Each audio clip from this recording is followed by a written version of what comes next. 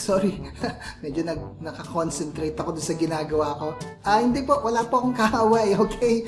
Wait, medyo i-cool down ko muna yung mata ko. Ayan, okay na yung mata ko. Ano lang po, nasira po kasi yung aking microwave oven. So, iniinit ko lang po yung merienda kong pandesal. Kaya lang nasunog. Anyway, ano yun? Hindi, namawala pa yung mata ko. Hindi. Mawawala po yan, tira nyo. See. Okay na, di ba? Anyway, in this video, pag-uusapan natin kung paano gumawa ng 3D mock-ups for your ebook covers. Interested? Parang ganito yan. Yan ang gagawin natin. So, stay tuned. You're watching Allen Online TV.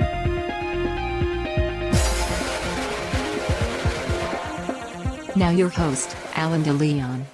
Hi, si Allen De Leon to, and welcome to Allen Online TV. Kung first time mo dito sa YouTube channel ko and you would like to grow your YouTube channel, make money online, and build your online brand, then consider subscribing. Pakiclick na rin yung bell notification, pati na rin yung all, so you won't miss any of our video tips, tricks, and tutorials katulad ng video na to. So why don't we get started? Ang kailangan lang natin dito is, of course, internet, computer mo, at konting creativity, at magagawa mo na ito kasi mabilis, madali, and it's absolutely 100% free yung online software na gagamitin natin. So if you're ready, why don't we head over sa computer screen ko para mapakita ko sa'yo at masimulan na natin gawin ang iyong 3D mock-up e-covers para sa ebook mo. You ready? Come on, let's go!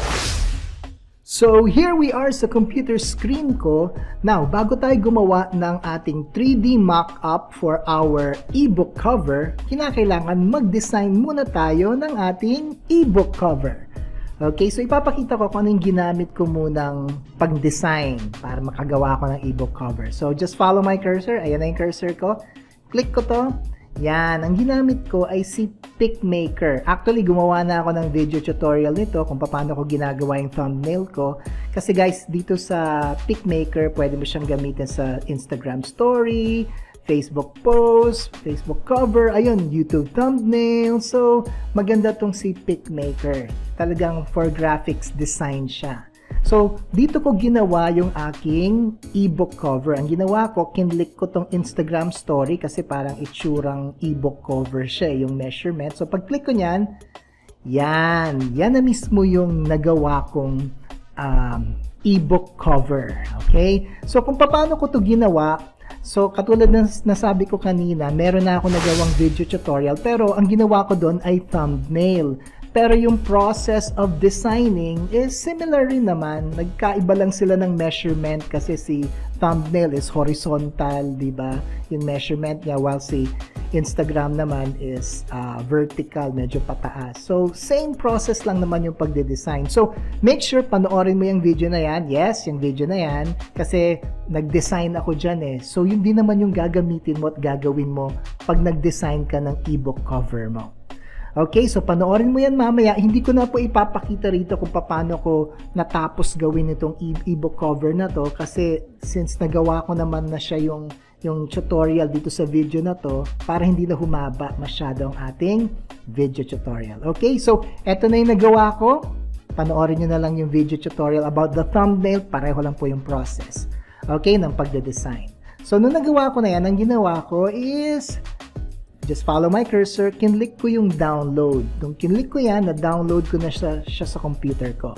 Okay, since nasa computer mo na yan, pupunta na tayo dito sa DIYbookcovers.com/3D mockups. Ayan. So, this is a free online book mock-up maker. So, dito na tayo gagawa, okay, ng mock-up natin ng 3D mock-up na ebook natin. Okay, so tatlong process lang to. So the very first one is, sabi, choose a 3D mock-up. Select the template you want and hit next. Now, ito yung single lang, meaning to say, single lang kung gusto mong nasa tablet ba siya, nasa mismong book siya, or nasa cellphone.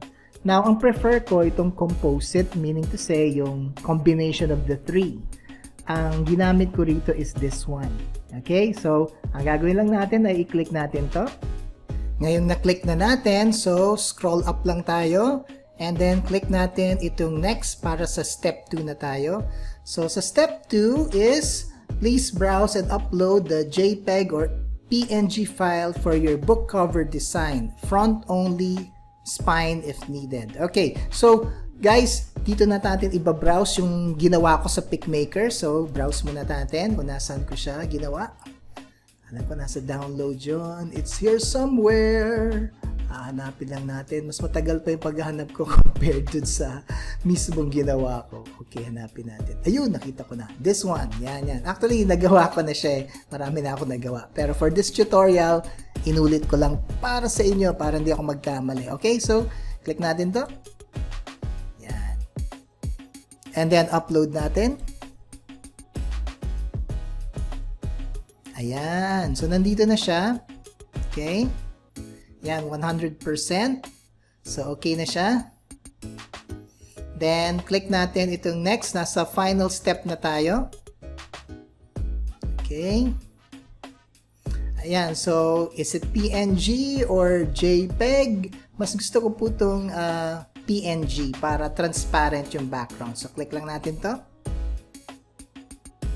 Ayan guys, nagda-download na siya. Nakikita nyo rito sa left side of your screen. So, wait lang natin. Okay, so click natin yung open.